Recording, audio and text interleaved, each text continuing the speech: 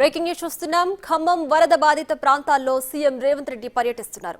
ముంపు ప్రాంతాల్లో బాధితులను కలిసి వారికి ధైర్యం చెప్పారు. వరద బాధితులకు 10,000 తక్షణ సాయం అందివ్వాలని కలెక్టర్లు సీఎం ఆదేశించారు. ప్రాణ నష్టం జరిగితే 5 లక్షలు, పశు సంపద చనిపోతే 50,000, గొర్రెలు మేకలు చనిపోతే 5,000 పరిహారం ఇస్తామని అన్నారు. రెవెన్యూ సిబ్బంది ఇంటింటికి తిరిగి నష్టాన్ని అంచనా వేయాలని, ఆ నివేదిక ప్రకారం నష్టపరిహారం ఇస్తామని అన్నారు ముఖ్యమంత్రి రేవంత్.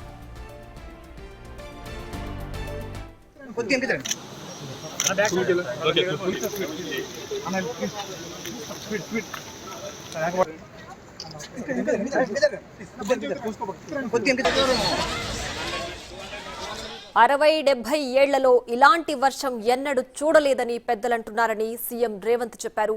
నీళ్లలో తడిచిపోయిన పిల్లల సర్టిఫికేట్లు ఒరిజినల్స్ ఇప్పించే బాధ్యత ప్రభుత్వానిదే అని సీఎం రేవంత్ స్పష్టం చేశారు.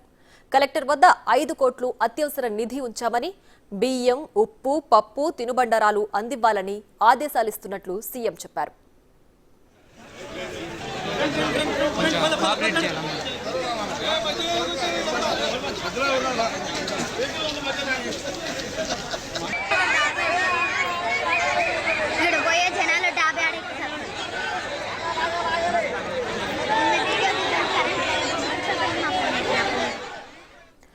ఇక తెలంగాణ సీఎం రేవంత్ రెడ్డి ఖమ్మం జిల్లాలో పర్యటిస్తున్నారు. వరద ప్రభావిత ప్రాంతాల్లో పర్యటిస్తూ వరద బాధితులకు సహాయం అందించే చర్యలను చేపడుతున్నారు.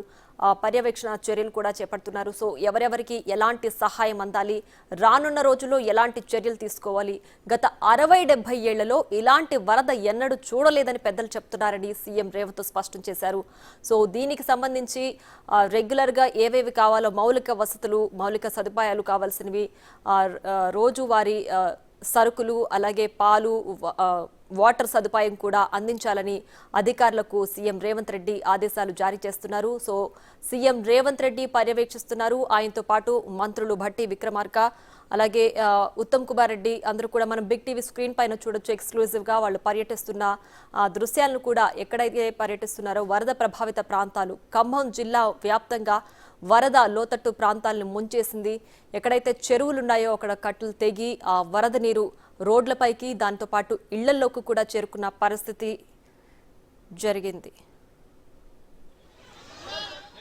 ఇక ఖమ్మం జిల్లా వ్యాప్తంగా వరద ప్రభావం ఏ విధంగా ఉంది, సీఎం రేవంత్ రెడ్డి ఎలాంటి ఆదేశాలు జారీ చేస్తున్నారు, మరింత సమాచారం మా ప్రతినిధి భాస్కర్ ఫోన్ లైన్ లో అందిస్తారు. Bhaskar, over to you.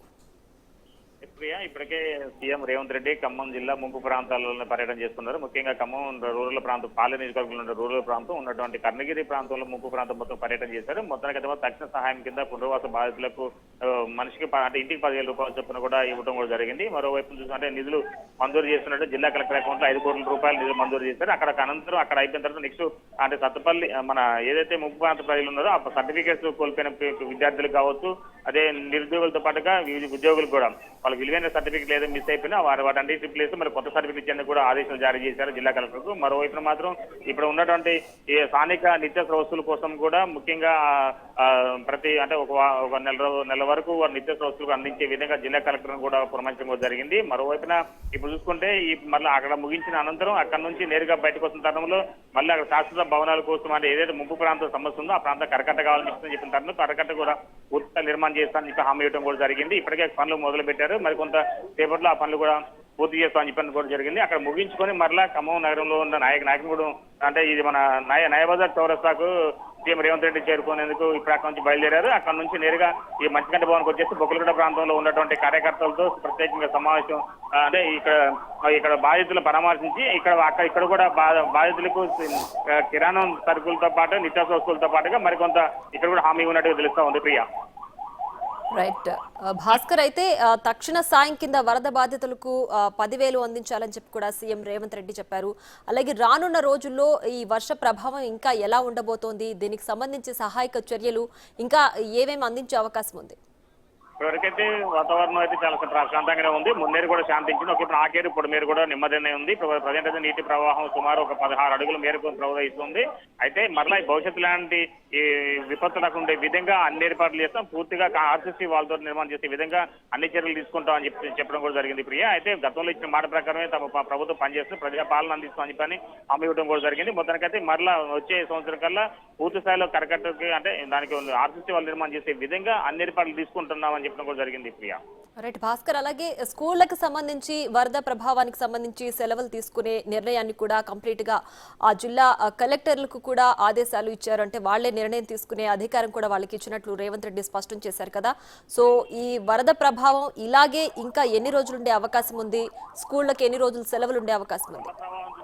అంటే పరిసర ప్రాంతాల్లో అంటే ఖమ్మం నియోజకవర్గంతో పాటు మదర్ నియోజకవర్గం, ఒక మనుగురు అంటే పినపాక నియోజకవర్గం ప్రాంతాల్లో ఎక్కువ వరద ప్రభావం ఉంది. మరోవైపు చూసుకుంటే మాత్రం కొద్దిగా ఎఫెక్టెడ్ ఏరియా ఉన్నట్టు పాలేరుతో పాటు మదర్ ఎక్కువగా ఉంటుంది. ఆ ప్రాంతాలలో జిల్లా కలెక్టర్ ఒక ఆలోచన అంటే ఆయన ఆదేశానుసారమే అక్కడ దానికి సంబంధించి ఏదైతే ఆ స్కూల్ విషయంలో ఆయన ఒక సెలవు ప్రకటించే విషయంలో వాళ్ళకే ఒక ఆదేశాలు ఉన్నట్టుగా తెలుస్తా ఉంది. అంటే కోర్సు మొత్తం కూడా జిల్లా కలెక్టర్ చేతి ఉంటే కనుక జిల్లా కలెక్టర్ ఒక ఆదేశానుసారమే స్కూల్లోకి సెలవులు ప్రకటించే అవకాశం ఉందని చెప్తా ఉన్నారు. దానిలో భాగంగానే వచ్చి ఇప్పటికే ఇప్పుడు రేవంత్ రెడ్డి కూడా సీఎం రేవంత్ రెడ్డి ఇక్కడ ఖమ్మంలో నయాబజార్ కాలేజ్ నయాబజార్ సెంటర్ చేరుకున్నారు. ఇక్కడ పునరావాస బాధితులను మాట్లాడేందుకు ఓపెన్ టాప్ జీప్ పైన తుమ్మల నాగేశ్వరరావుతో పాటుగా మంత్రి తుమ్మల నాగేశ్వరరావుతో పాటు రేవంత్ రెడ్డి, తర్వాత ఉత్తమ్ కుమార్, మరికొంతమంది మంత్రులు కూడా ఇక ప్రజలకు అభివాదం చేసుకుంటూ ముందుకెళ్తున్నారు Priya. Right Bhaskar, thanks for the updates.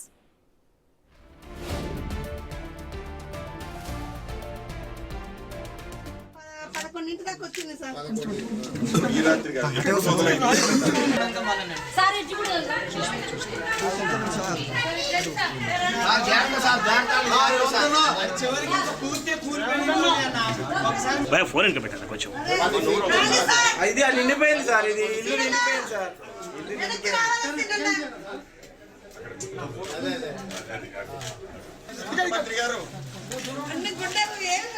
Please కొంచెం ఇంకా రండి.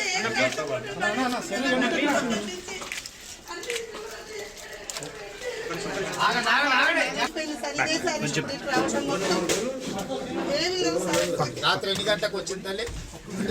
సార్ 11 దాకా వచ్చింది సార్.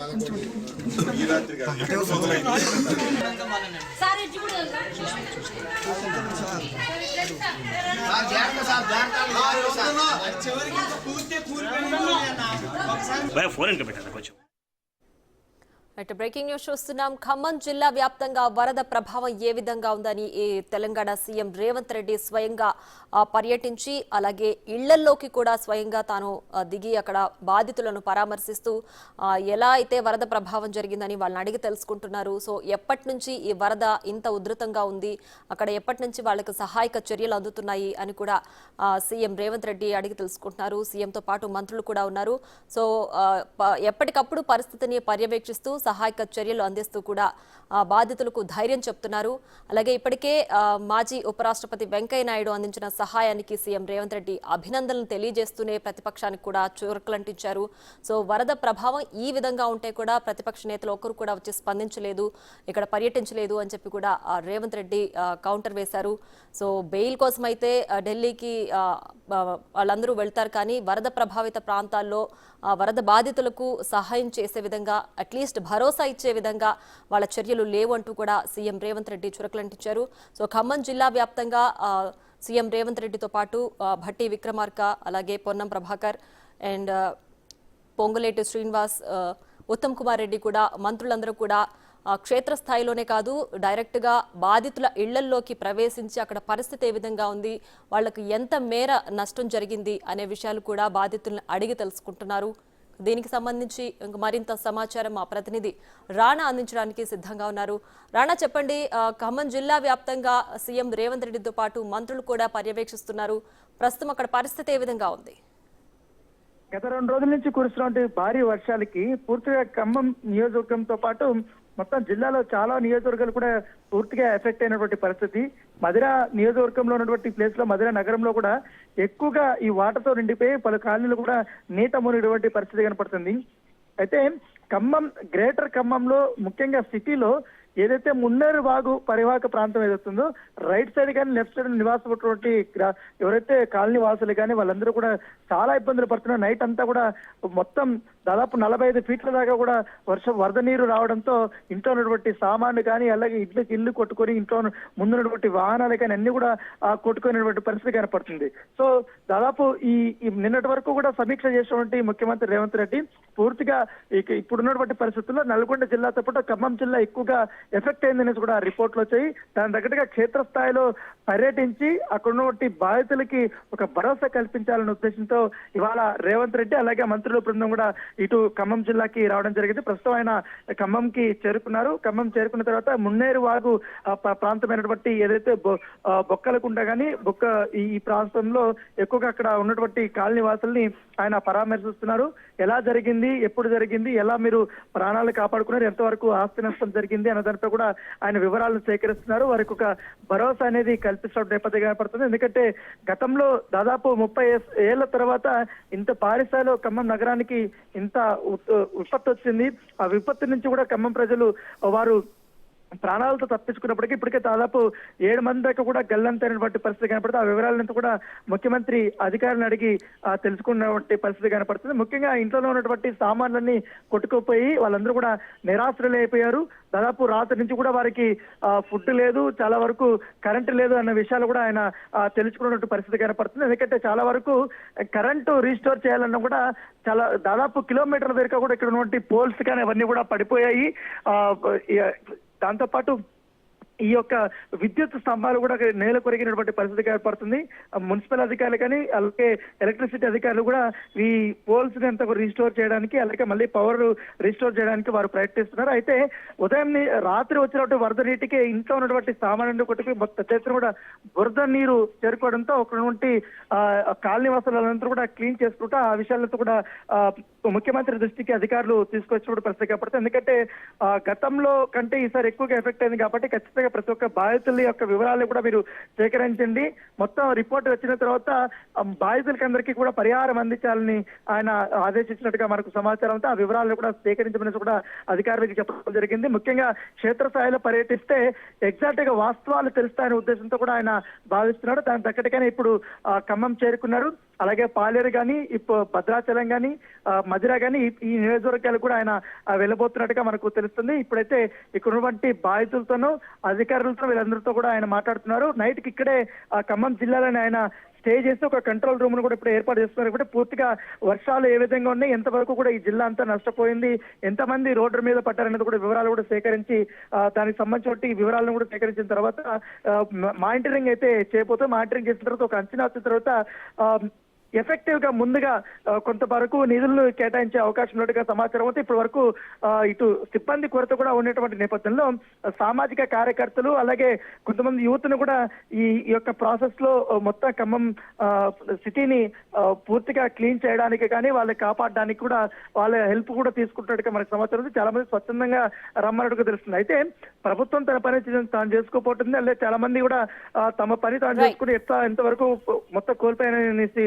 వాళ్ళు వివరాలు చెప్తున్నారు. కానీ రాష్ట్ర ప్రధాన ప్రతిపక్షం ఇప్పటి వరకు నాయకులు ఎక్కడ కూడా క్షేత్రస్థాయిలో పర్యటించకపోవడం పట్ల కూడా రేవంత్ రెడ్డి ఇవాళ విమర్శలు చేసినటువంటి పరిస్థితి.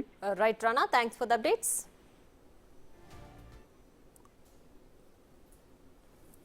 కొంచెం తెరిపి రాగానే నేనే స్వయంగా పాలేరు నియోజకవర్గం పోలేపల్లి గ్రామం రాజీవ్ గృహకల్ప అంటే డాక్టర్ వైఎస్ రాజశేఖర రెడ్డి గారు పేదవాళ్ళ కోసం